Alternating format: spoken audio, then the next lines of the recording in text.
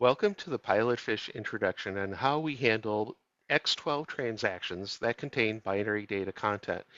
In this particular example, we're looking at a 275 transaction based upon version 5010 and X12's implementation guide X210.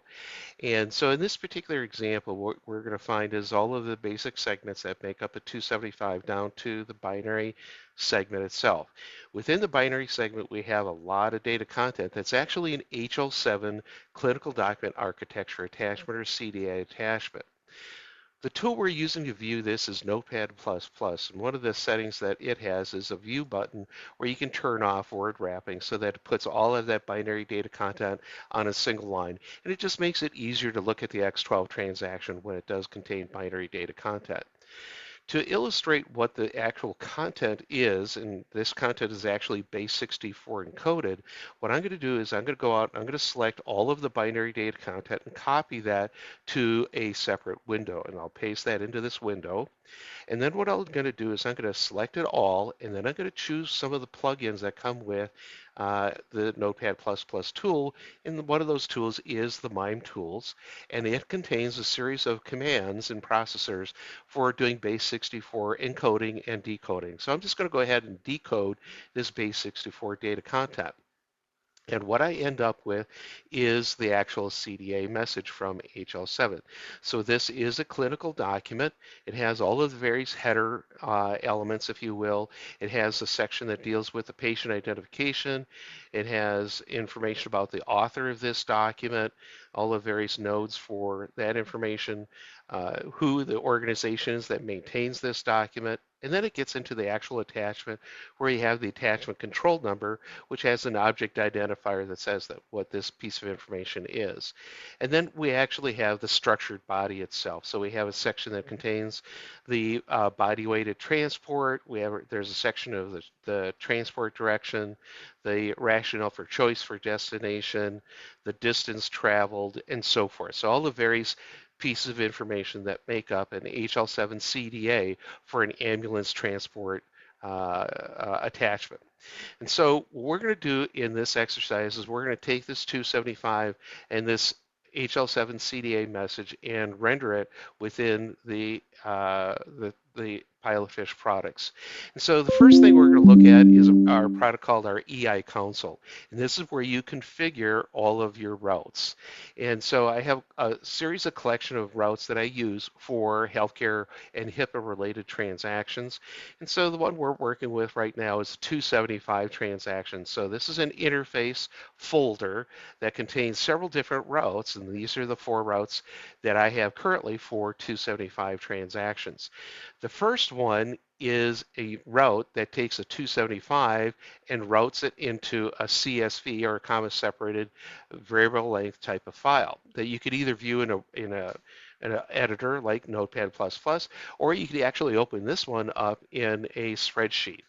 The other map down here at the bottom does the reverse, where it takes a CSV file and converts that to a 275. The two that we're going to use in our example today is we're going to take a 275, which is based on Guide 210, and we're going to load that into a SQL database. As we do that, we're also going to take the 275 and render it as an HTML document, and then also take the HL7 CDA message and extract that from the 275. We're going to do a base 64 decoding of that and save it into a separate file. And then what we're going to do is we're going to call a separate route that will take that CDA file and render it using HTML. So you can view both the 275 and the CDA in HTML on a browser. At the same time, it's also going to save the message itself, the actual attachment, in a SQL database. And that's actually where we're going to start. This is our 7-step assembly line process for defining a route. And so it starts off on the left-hand side with a source system tab. And in here, you're going to give it a name, and that name will show up in the bottom of the box. You can choose your icon. So if you're looking for like an X12 oriented icon, you can choose that. You can choose your color and select that and save that. And so it's basically this first step is really the starting point for documentation.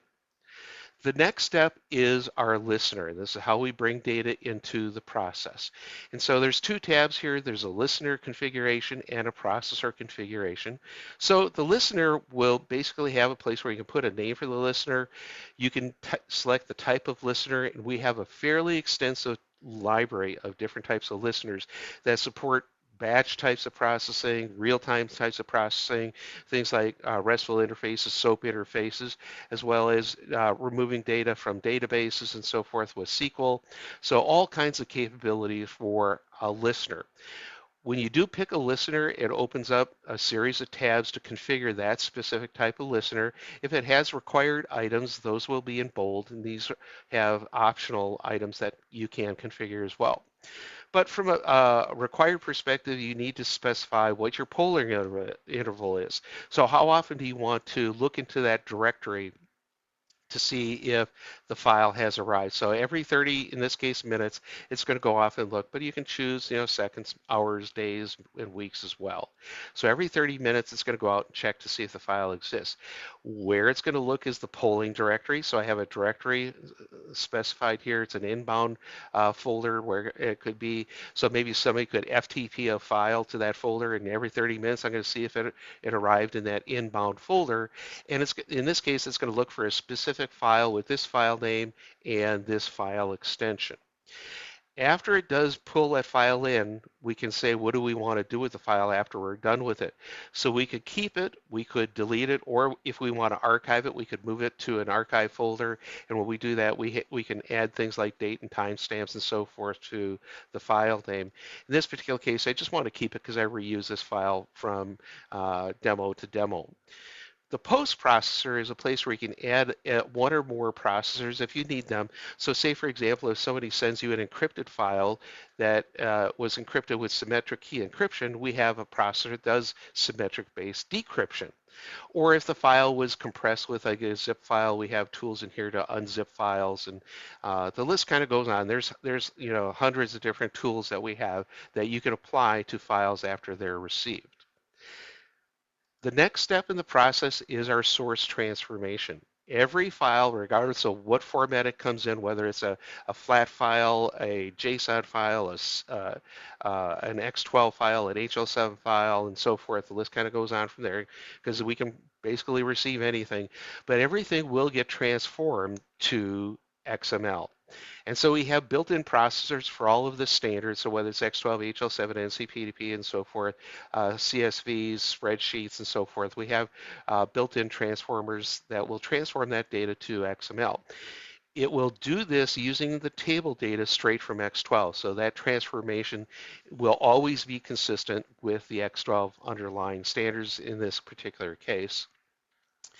If we need to do some type of transformation with the file at this point, we can do XSLT transformation. In this particular case, I'm not going to be doing that, so I'm just going to check off that says use direct relay, which will take the data after it's converted to XML and just simply pass it to the next step, which is our routing stage.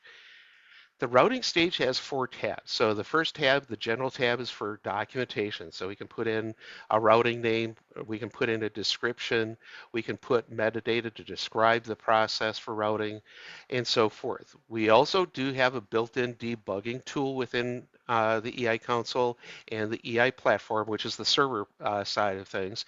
And you can configure whatever you want to be part of your debugging trace. So you can select specific fields and elements and so forth that will be part of that tracing. And that's all part of the configuration down below. We also have routing rules. Now, routing rules will take this source and send it to one or more targets. In this case, I do have 2 targets. So in this case, I have selected that I want the data that came in to be routed to both of these targets. But we can also do things like load balancing, as well as the ability to use standard W3C compliant XPath to look at the actual data content and make routing rules that will route data to specific targets based upon the contents of the data file itself. We also have a transaction monitoring step where we can actually look at data and capture. So if an error did occur, we can trap that and send out messages to your on-call or support people so they know that there's something that has to be taken care of. So I'm taking and I'm sending my data to all targets, and I have two targets. So the first target is going to take my 275, which is now in an XML format, and it's going to convert it into a SQL database. And so it's going to be the calls to a SQL database. And then the transport step is actually going to do the inserts into the database. The second target is going to take my XML, that's a 275, and convert it with a style sheet, an XSLT style sheet, into an HTML format that can be displayed in a browser. It will also extract the CDA, the HL7 CDA attachment, and convert that from base64 to normal text, and then be able to send that to the next step that will render that based upon HTML.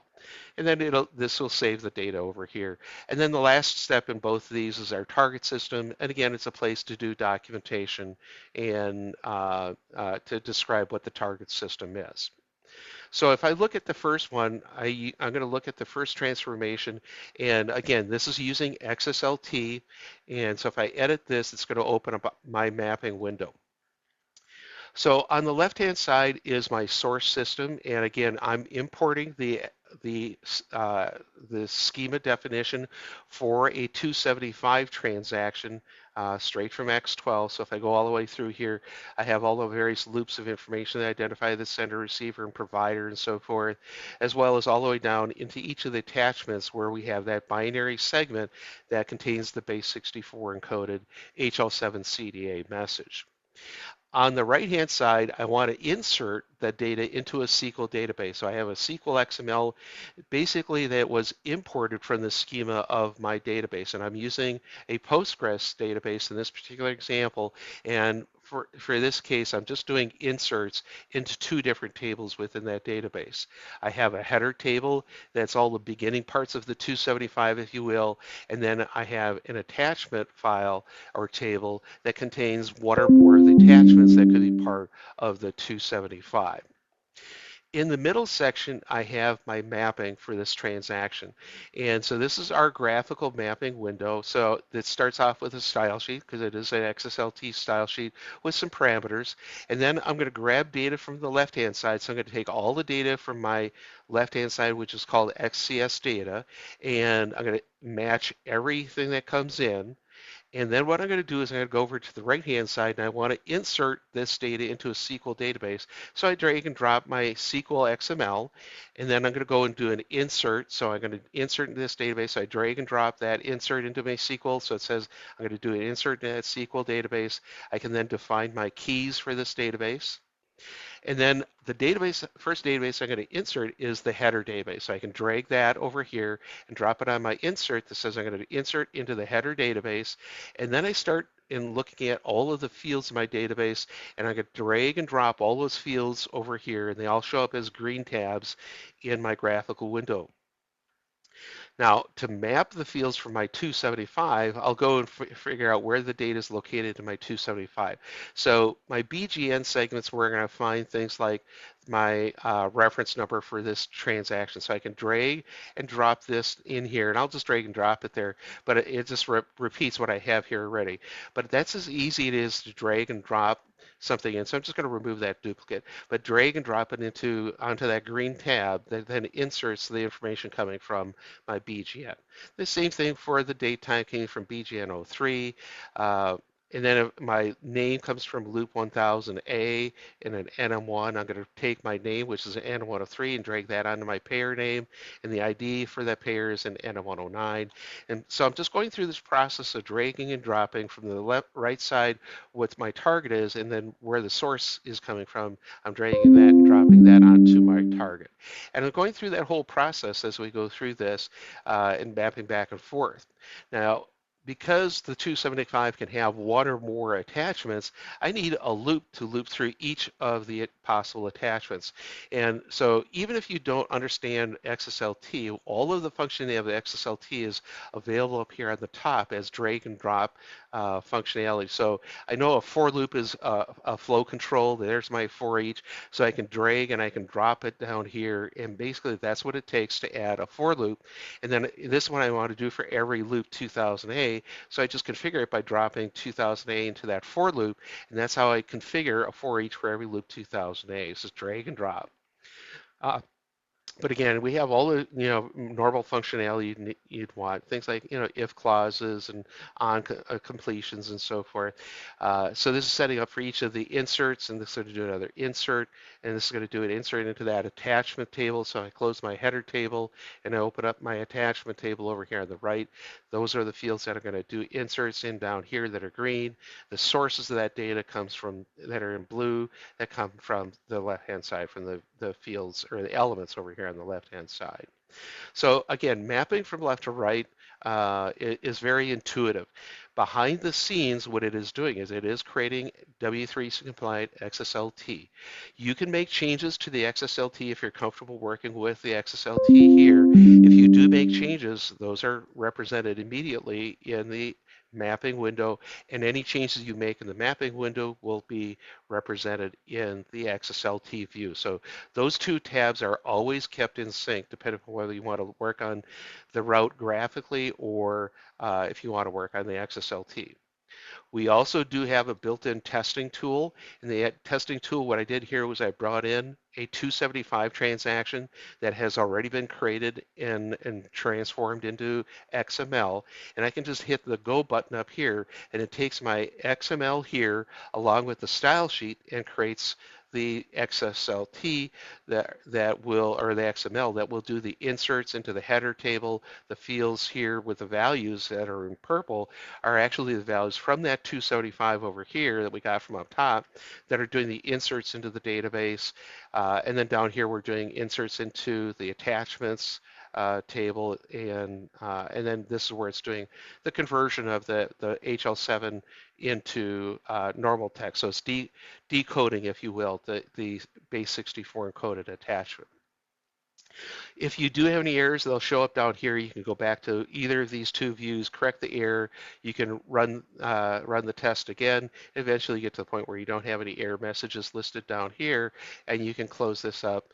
And I don't want to save any changes. I've been playing with it, and so it creates that transformation up here, that mapping process. And again, this will then get run in this next step, which is going to do the inserts into the actual inserts that were created. So it has its connection to the database and so forth. So you can define your credentials for the database, the driver for the database, depending on, if you're using just Microsoft SQL, or in this case, Postgres or Oracle or whatever type of database you're working with. You can test your connection here, make sure you got a good connection to your database and credentials are all correct. And it'll run that and actually do those inserts into the database. And then again, documentation. The second target is going to take the 275 that's in an XML format, and it applies another style sheet that will take all of that data from the 275 and create an HTML with a header and a body, and take all of that data content and represent that in a table that you can view in a browser. And again, you can do the integrated testing of this and see the HTML document with the header and the body and so forth. So very intuitive mapping process all built within here. And again, at the very bottom end of this is where it's doing the decoding of that attachment information, and it's going to save it all into this file right here. So it's going to actually save it off. And then there will actually, within this window, there's going to be a button I'm creating here that will link the X12 information for the 275 to the HL7 CDA that's rendered in HTML. So I'm going to close that window, and that kind of describes those two processes. And then again, over here, we're going to save the HTML file off into another file. And the other thing that's unique about this route is that I do have a post process which is going to actually call another route, and that route is the one that's going to take the CDA message and convert that to HTML. So if I close this window and go back to my list of routes, here is my CDA to HTML. I can open that up. Again, this one, it has a different listener. This one's actually be a programmable trigger because it's going to be called by that first route. And then when it does run, it's going to bring my data in as a static file. It's going to do some pre-processing. There is no source transformation because the data file, the CDA message, is already in an XML format, so we don't have to do any transformation here. We're going to send this data to all targets, and there's only one. And again, we have another style sheet that we can open up and look at that's going to take my my CDA message, and it's going to, again, create an HTML document with a header and a body and a table that lists all of the data content that's in my attachment. Again, we still have the integrated testing. This is a copy of the XML. That's the clinical document. This is the attachment for the ambulance service. So it's an ambulance service claim attachment. So if I do click the run button, again, it uses that style sheet, the XML here, to render all of this information in HTML. Again, no errors down here, so we're in good shape. So I can exit here. And then again, here, all we're doing is we're saving off the CDA that's now rendered as an HTML file with the documentation tag. So one of the things we have built in with this tool, if I kind of go back to the beginning process up here, is we have a series of tools, and one of those tools is an EI platform emulator. The EI platform normally would run on your server or in your cloud, and so when you're testing things, we also have an emulator in here that we can run that will run this whole process. So I can open this up. I have the ability to start it, configure it, and close it. So I'm going to go in here and configure this. And again, my folder here for testing has got everything from eligibility to 270 size, claim status, and authorizations, and so forth. In this case, I want to click off just the two processes I want to run for this particular test. So it's going to run those two routes that we've been discussing so far. So when I start the router, it actually starts the emulator, runs through the whole process. It's actually gone through, done all of those transformations, done the SQL inserts already, done all of the transformation of the XML into HTML and so forth. So I'm just go ahead and stop that process. And I'm going to go back down here to my outbound folder. And here's the three files it created. So it created my XML HTML file for the 275, the output for the CDA message, and then this is the actual CDA message it removed from the 275 transaction. So if I double click and open my 275, this is what it looks like using that style sheet to render my 275 transaction in HTML. So it says this is a solicited versus an unsolicited claim attachment. It has a reference, it has creation date, it has the payer information, the submitter information, provider information, patient information, has the services that were rendered, and then down below it has information that describes the attachment with this button down here that we added to the HTML that when I click this opens up a separate window that contains the HL7 message. It's a CDA message using a totally separate style sheet from the one we had rendered the X12 message that shows all of the information from the CDA. So it says it's an ambulance service claim attachment, has the document information, the document ID, the effective date, confidentiality is normal, has the patient information, has the authoring information. The clinical details get into things like the body weight of transport was 275 pounds. That's identified with a LOINC with a value. The transport direction, this was an initial trip with its LOINC. Again, the unit display is initial trip. The rationale for choice of destination, patient was transported to the nearest facility for care of symptoms, complaints, or both. The distance travel is a LOINC with this value. The origination site, again, it's got a name and address with this LOINC. The destination is also identified with an address item. And then there was one item at the very bottom. It says whether or not the individual was admitted to at the destination facility on the transfer, and it has a LOINC code of 185 275-89-2 with the value true, which means that individual was admitted. So with this, we have the ability to see not only the X12, but the HL7 by clicking a button and opening up a separate window with the HL7 message. So very good, example of having a route with two targets. We're working with multiple standards, both X12 and HL7, as well as HTML and XSLT. So a lot of really cool things happening within this process.